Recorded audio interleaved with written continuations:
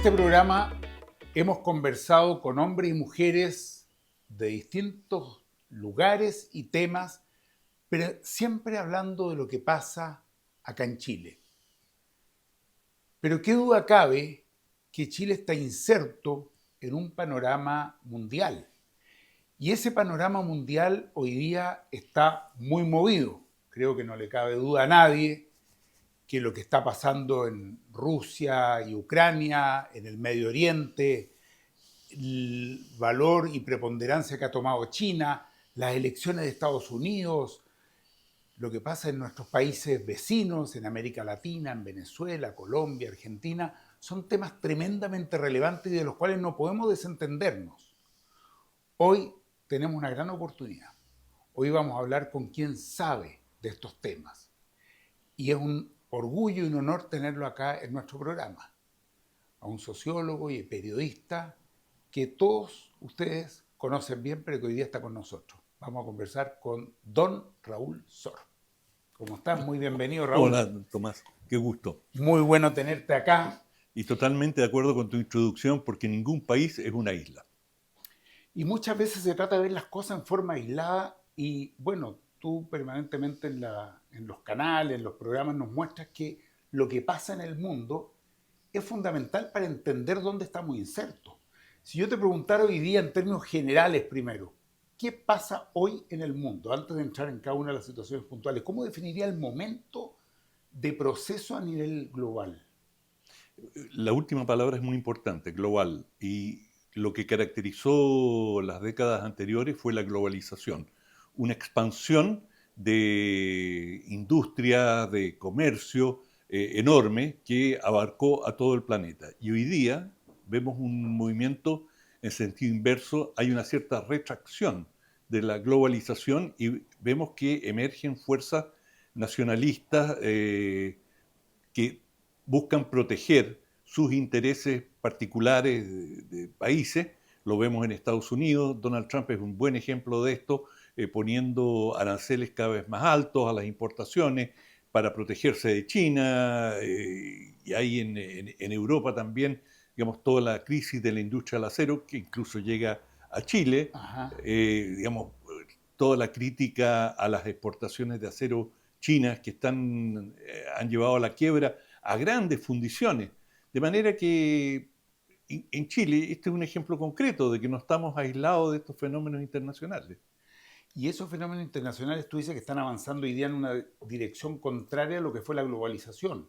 Pero ¿dirías que es un momento de regionalización o ni siquiera de fragmentación nacional, por llamarlo de algún modo? Es un fenómeno mixto, pero por ejemplo, si tú ves el auge de las extremas derechas en Europa, responde a eso. En el caso italiano, en el caso de Alemania, Alternativa para Alemania, que acaba de obtener buenos resultados en lo que era Alemania del Este. Sí. Bueno, todo esto es parte de un mismo fenómeno en que, digamos, sectores laborales se sienten perjudicados, me refiero a trabajadores industriales, por la competencia internacional. En el caso de Europa uno lo puede entender básicamente por lo que sucede con la inmigración desde África, ¿no es cierto? Todos estos cruces del Mediterráneo, pero también por la que vino en un momento desde el mundo islámico, particularmente de Siria, ¿no? Que, bueno, y ahora de Ucrania. Creo que han tenido estas oleadas de inmigración que han generado también esta respuesta nacionalista, ¿no? Sí, bueno, la inmigración es un tema absolutamente central y está en el primer lugar en todas las elecciones en Europa, con un aumento, por cierto, muy significativo de los sentimientos anti-inmigrantes y con un endurecimiento casi generalizado de las políticas de los gobiernos.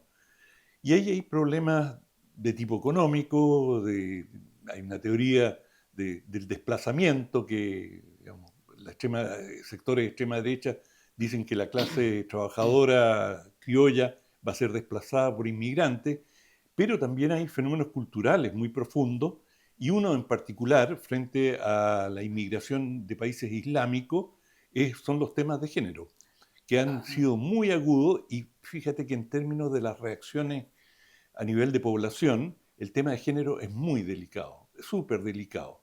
Te voy a dar un ejemplo relativamente neutro. ¿Ya? Eh, los padres de inmigrantes provenientes de países islámicos no tienen ningún inconveniente que sus hijos tengan, digamos, relaciones con chicas locales de países europeos. Pero a la inversa, que un muchacho de esos países tenga relaciones con sus hijas, eso les resulta Inaceptable. inaceptable. Entonces, eso, por darte un ejemplo muy pedestre, muy Ajá. concreto, genera una fricción muy fuerte. Y esa fricción, tú dices que está teniendo el efecto en las elecciones que han habido en Italia, por ejemplo, donde gobierna la extrema derecha, etc. Determinante, determinante. El auge de la extrema derecha francesa en un porcentaje, bueno, es difícil precisar cuánto, pero un alto porcentaje, mayoritariamente es un tema migratorio. Y ese fue el punto central de la campaña de la señora Le Pen. ¿Dirías tú que en América Latina el fenómeno que se ha producido de inmigración, básicamente por Venezuela, pero también antes desde Haití y otros países, Colombia en su momento, también ha afectado del mismo modo las políticas internas de los países? No, en el sentido de que la migración latinoamericana es una migración mucho más homogénea, es mucho más fácil culturalmente integrarse para los inmigrantes que en cuestión de algunos años ya hablan en castellano igual que nosotros, que digamos, en la mayoría de los casos no hay rasgos exteriores que los separen, no es lo mismo con un inmigrante africano en un país blanco europeo. Claro, donde además las ropas, bueno, el idioma, las ropas, la cultura, la religión, efectivamente son La muchos los comida, elementos. La comida, los olores. ajá, Te lo digo porque habiendo vivido muchos años en Europa, había una protesta enorme contra la comida hindú, que es muy sazonada. La gente cocinan en sus casas y el edificio se inunda de estos olores. Y había gente que rechazaba esto.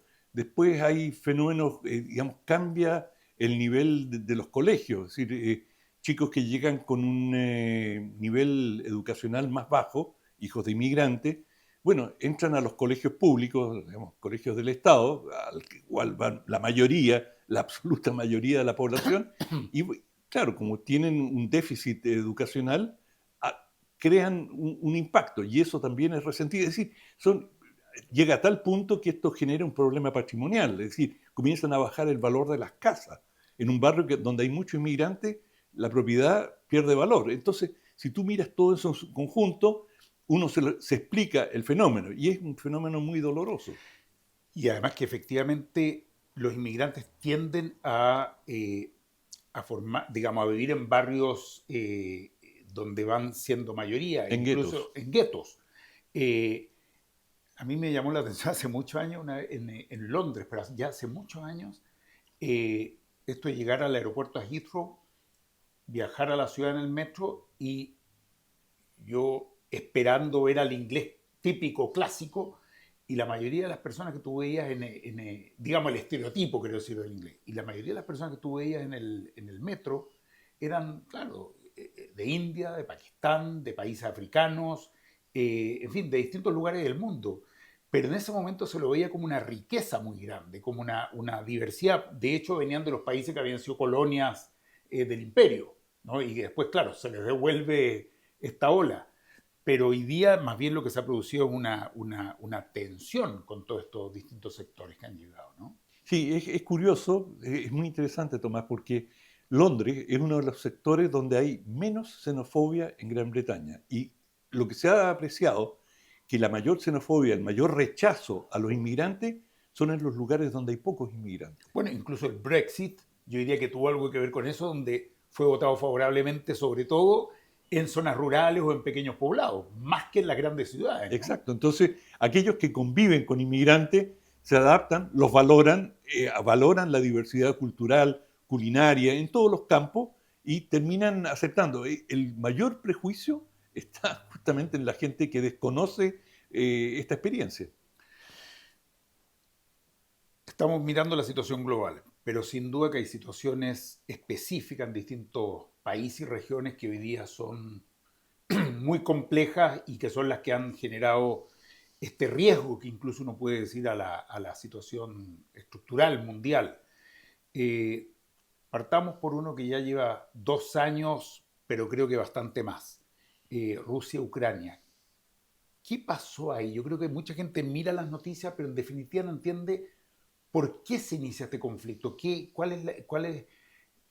es lo que lo hace estallar en definitiva. Bueno, Rusia ha tenido siempre, históricamente, Rusia y Ucrania estaban muy unidas y eran una parte de un mismo imperio, pero, digamos, a partir de un cierto momento, Ucrania, que tenía características nacionales propias, pugna por conseguir la independencia y lo que ha provocado la guerra es que una vez que Ucrania se independiza, pretende ingresar a la Organización del Tratado del Atlántico Norte, la OTAN, y eso Rusia lo ve como una amenaza existencial que Estados Unidos y más de 20 países occidentales se estén ubicando en sus fronteras militarmente y ante esa percepción de peligro deciden invadir Ucrania para, en primer lugar, como objetivo central, impedir que entre la OTAN. Ahora, dos preguntas me surgen ahí. Primero, ¿es verdad que existía un acuerdo en algún minuto de que la OTAN no se iba a extender hacia el este, que es de algún modo un argumento que ha dado Putin, de que no se cumplió ese acuerdo? Y en segundo lugar, ¿hasta dónde crees que puede llegar la defensa que hace Estados Unidos, Europa, Occidente en general, a Ucrania? ¿Tú crees que es una situación que se va a mantener hasta que se defina esa guerra? ¿O un cambio de gobierno de Estados Unidos puede cambiar también esa situación? Bueno, digamos, si sobre las garantías que le habría dado Occidente a Rusia de que no iba a expandir la OTAN hacia Occidente, no hay documentos escritos, pero O sea, no fue un acuerdo tomado. fue un acuerdo que se le dio a Gorbachev en su ¿Ya? momento y se le dijo, no tenemos ningún afán expansionista, De no acuerdo. vamos, usted quédese tranquilo, retire sus tropas, vuelva, digamos, cuando se contrae la Unión Soviética, no tiene nada que temer. Y en ese sentido, Moscú hoy día estima que no se le cumplió este acuerdo y que hay un afán expansionista, así como acusan a Rusia de querer regenerar un imperio. Bueno, los rusos piensan de que Occidente es tanto más imperialista que ellos, de manera que esa es una de las situaciones. Y en cuanto al curso de la guerra, eh, hasta el momento, por supuesto, Rusia es un país muchísimo más fuerte, con 4 veces más población que Ucrania, y está cercando a los ucranianos y está a punto de lograr la primera fase de su meta bélica, que es ocupar el conjunto de la región del El Donbass. Donbass. Y una vez que cabe presumir que eso sería una condición que Rusia podría proponer a Ucrania, de decir, renuncien al Donbass, nosotros paramos nuestra ofensiva acá y ustedes se comprometen a jamás ingresar a la OTAN. Es decir, contra el acuerdo y el compromiso de que Ucrania se mantiene Exacto. fuera de la OTAN. Pueden entrar a la Unión Europea, pero no tener ningún acuerdo militar con Occidente. Ahora, dado todo lo que ha hecho Zelensky hasta ahora, ¿tú crees que es una condición que tendría a aceptar, fruto de la circunstancia de quedar sin el Donbass? Bueno, él hasta su último día va a negar y es lo natural que haga un gobernante del momento que él dice que está dispuesto a considerar concesiones territoriales, perdió. De manera que lo va a negar hasta el final. Pero la realidad es evidente, que ha perdido ese territorio y que no tiene visos de recuperarlo.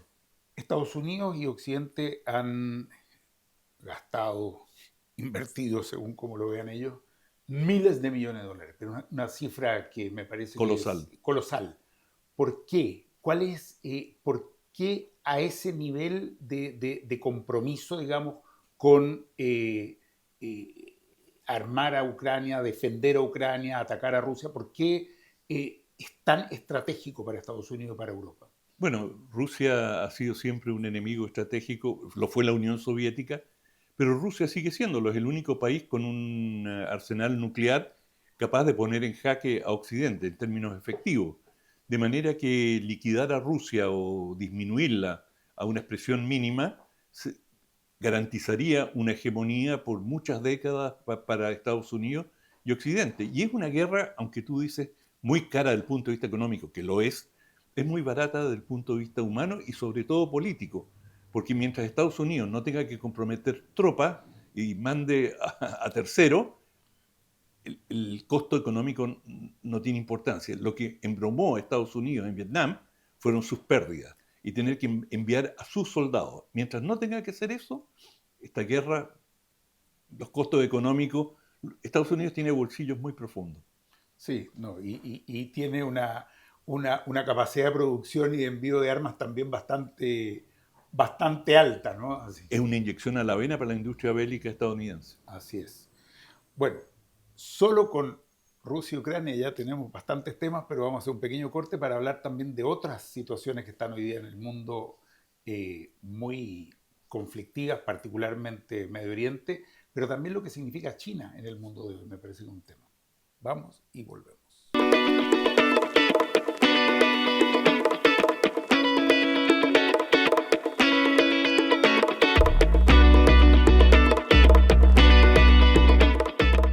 Si bien el conflicto Rusia-Ucrania, y vuelvo inmediatamente al tema, eh, lleva ya 2 años, creo que mucho más impacto ha tenido a nivel mundial o tal vez en Chile lo que ha pasado en el Medio Oriente, lo que está pasando en el Medio Oriente.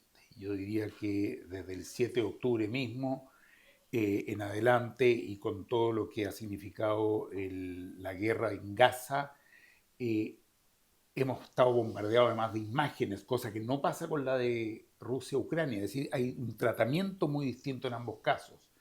Eh, ¿Cómo has visto tú ese conflicto? Un conflicto dramático, duro, que ha significado la muerte además de muchos civiles. Más de Cosa que 40.000. seguramente, pero cosa que seguramente pasa también en otras guerras que siempre tienen ese drama. Pero este ha sido uno que nos ha pegado a todos de una manera muy dramática. ¿Cómo lo ves tú desde el análisis de lo que pasa hoy día en el Medio Oriente? Bueno, déjame hacerte un alcance que en este caso no hay tantas imágenes de lo que pasa en Gaza porque hay una restricción absoluta de ingreso a la prensa. Además, es De verdad. manera que las imágenes, muchas son filtradas o entregadas por Israel. No hay, ha sido muy difícil para periodistas independientes ingresar a la franja de Gaza. Pero aún así uno ve muchas veces a padres llevando a guaguas, ¿no es cierto?, muertas, asesinadas, a mujeres. A pesar de eso, digamos, las imágenes son muy fuertes, muy impactantes. Muy fuertes y bueno, en Gaza ha habido más de 40.000 muertes, de las cuales el 70% son mujeres y niños. De manera que es una situación sin precedentes en conflictos modernos y con el tiempo se van a hacer investigaciones y aquí han habido abusos a los derechos humanos y al derecho de la guerra que en algún momento van a tener que ser analizados y en parte yo creo que este conflicto se está prolongando, ya lleva más de 8 meses, porque Benjamin Netanyahu, el primer ministro israelí, sabe que una vez que el conflicto termine, se va a destapar, se va a comenzar a destapar la olla de lo que ha pasado allí y realmente es impresentable. Yo creo que Benjamín Netanyahu tiene esa situación de lo que ha pasado en Gaza, del error impresionante de la inteligencia israelí para el 7 de octubre mismo, donde habían información y antecedentes, pero además se van a retomar los juicios que estaban avanzando previamente en relación a situaciones de corrupción en que estaba involucrado Benjamín Netanyahu. Exacto. Entonces, claramente, lo dramático del asunto es que se mantenga la guerra por una situación que le afecta a él personalmente, en definitiva, y creo que también el factor de la ultraderecha, ¿no es cierto?, que forma parte hoy día del gobierno.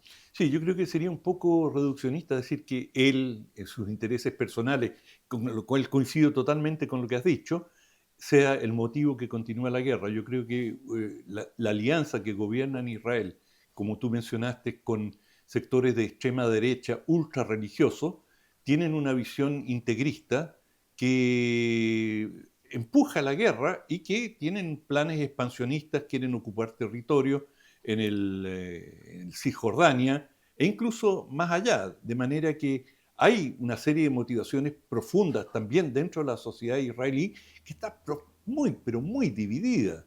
Y uno ve las enormes manifestaciones antibélicas que tienen lugar casi cotidianamente en Tel Aviv, e incluso ahora en Jerusalén, que es una ciudad más conservadora.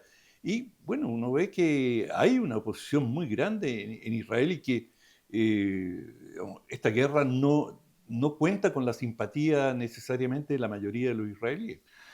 De hecho, no hay que olvidarse que antes del 7 de octubre, durante 10 meses, había manifestaciones todas las semanas en todas las ciudades de Israel en relación a la modificación que querían hacer al sistema judicial, Exacto, el donde nombramiento de los jueces. el nombramiento de los jueces y las atribuciones que podían tener en definitiva. Y eso era una movida precisamente de Netanyahu para controlar al Poder Judicial y tratar de zafar de su De condición. su condición. Ahora mirando al otro lado, ¿hasta dónde ves tú que es relevante el rol de Irán y hasta dónde crees que Irán puede incidir en cómo de algún modo se resuelva o se busque un camino de solución a todo este conflicto? ¿Qué tan relevante ves el rol de Irán? Es relevante, es muy relevante. Irán es el motor de muchas de las organizaciones insurreccionales en el Medio Oriente, entre otras, digamos, Hezbollah en el sur del Líbano y los Hutis en Yemen. No tanto Hamas, porque Hamas es una organización sunita y como sabemos los iraníes son chiitas Así y es. aunque tienen puntos de convergencia, no tienen la misma identidad. Pero Irán, está claro, no quiere una guerra, lo han manifestado, pero también en los hechos no está buscando un conflicto con Israel, un conflicto que seguramente le resultaría bastante negativo a Irán. Israel tiene un poderío o tiene una condición que es capaz de causarle enormes estragos a Irán y, por supuesto, Israel no está sola. Es decir, en estos momentos hay 2 portaaviones estadounidenses en la región y Estados Unidos ha dejado absolutamente en claro que no va a permitir que se agreda a Israel, a Irán. De manera que Irán sabe que enfrenta un pleito que no puede ganar y que por el contrario puede resultarle tremendamente complejo. Me tomo lo que mencionaste de los suníes. Irán sí dio un paso muy relevante de restablecer vínculos diplomáticos con Arabia Saudita. Yo diría que es el país chiita Irán más poderoso con el país sunita más poderoso que Arabia Saudita y restablecen relaciones. Y hay un actor ahí que fue fundamental y que es China, que contribuyó a ese acercamiento. ¿Qué rol tiene China en general en el Medio Oriente? En general no se habla mucho de China en relación al conflicto Israel, mundo árabe o Hamas. Sin embargo, da la impresión que estuvieron haciendo acciones diplomáticas y seguramente también de otro tipo en la región. Sí, bueno, China, me recuerdo en un viaje, estuve hablando con uno de los principales dirigentes políticos chinos, por supuesto del Partido Comunista, y le pregunté, ¿qué aliados tiene China? Y, en una forma muy característica de los chinos, me dijo, no entiendo su pregunta, que es una manera de decir, no preguntes tonteras. Pero dije, bueno, pero le repito, dice, China no tiene aliados, China tiene intereses. Muy Y bien, muy claro. muy claro, ¿verdad? Y esa es la postura de China. Y claro, China, su interés central es neutralizar o desplazar allí donde le sea posible a Estados Unidos, con el cual está en una confrontación pacífica, pero una confrontación comercial, diplomática, política, en todos los niveles. Y eso lo vemos permanentemente con los aranceles que se le ponen a los productos chinos, a la limitante diplomática, es decir, donde Estados Unidos puede coartar la libertad de acción, China lo hace, y ahora ese conflicto entre Estados Unidos y China se ha desplazado principalmente a África, A África en términos de en que China control está, económico control o económico, en que China está haciendo muchas inversiones, está involucrada en muchos proyectos, construcción de ferrocarriles, carreteras, y Estados Unidos ha estado relativamente ausente, igual que las viejas potencias coloniales, y eso le ha abierto un campo y China ha logrado establecerse en África, que, claro, visto de una perspectiva económica, no es la zona más sabrosa en términos de consumo y de desarrollo económico, pero sin embargo es un tremendo abastecedor de materias primas. Bueno, entiendo que China además ha comprado una cantidad impresionante de tierras en África y viene además todo un desarrollo de infraestructura hacia adelante donde China siempre ha estado muy involucrado en los distintos países con los cuales ha mantenido vínculos. Por lo tanto, si bien hoy día no es un área de consumo importante, sí hay un potencial de desarrollo hacia adelante donde pueden hacer grandes inversiones, ¿no?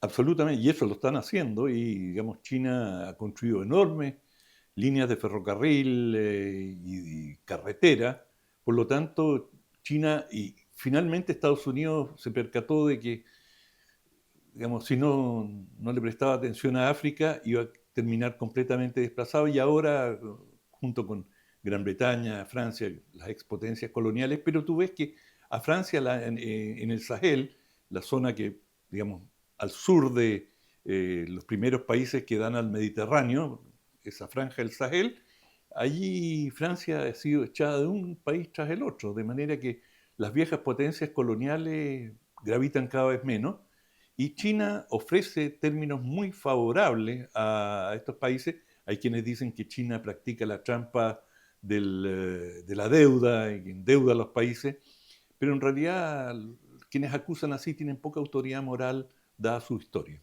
Claro, porque China puede que los endeude, pero los otros, unos promovían golpes de Estado permanentemente y los otros se llevaron hasta el último recurso que había. Yo he estado en varios países africanos y te dicen, mire, nosotros fuimos colonia inglesa, nosotros fuimos colonia alemana, nos decían en Togo, nosotros fuimos colonia francesa, no dejaron nada. Y tampoco ninguna infraestructura, por ahí alguna posta rural o alguna cosa, Y pero peor que eso, en algunos casos, por ejemplo, modificaban los cultivos tradicionales y les decían, vayan al monocultivo, dejen de cultivar todas estas cositas que no tienen ningún valor de mercado, cultiven algodón.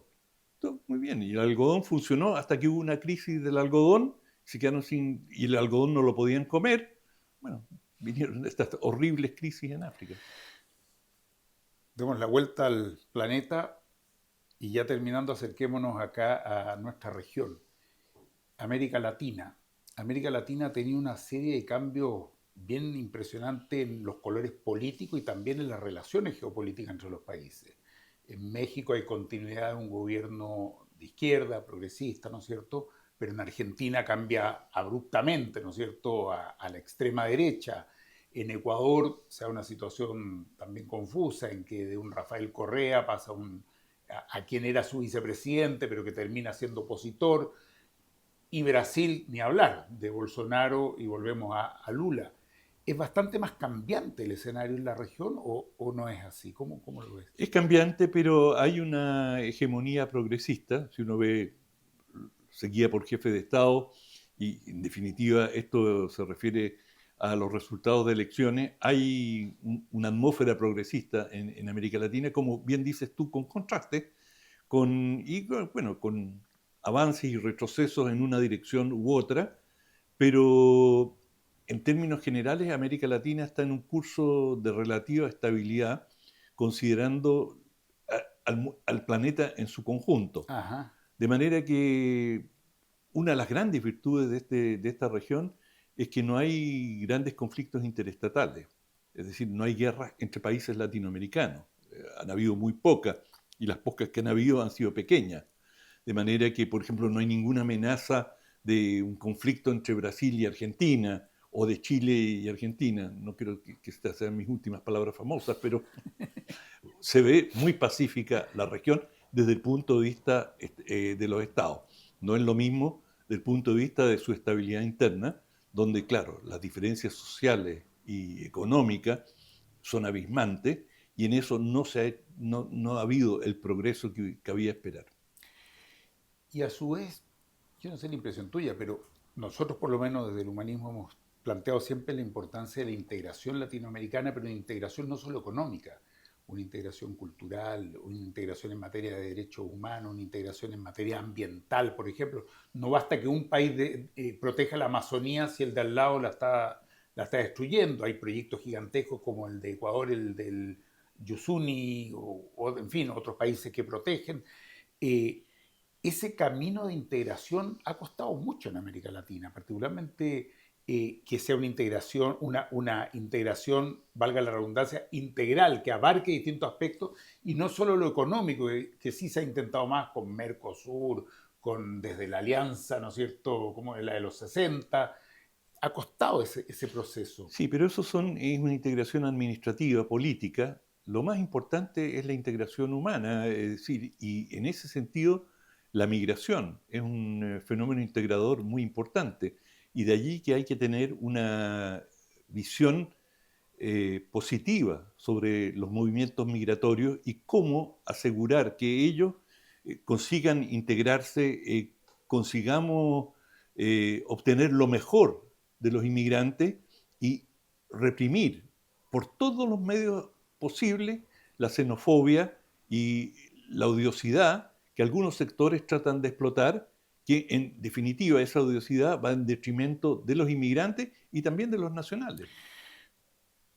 Fíjate que yo fui hace muchos años embajador en Nueva Zelanda.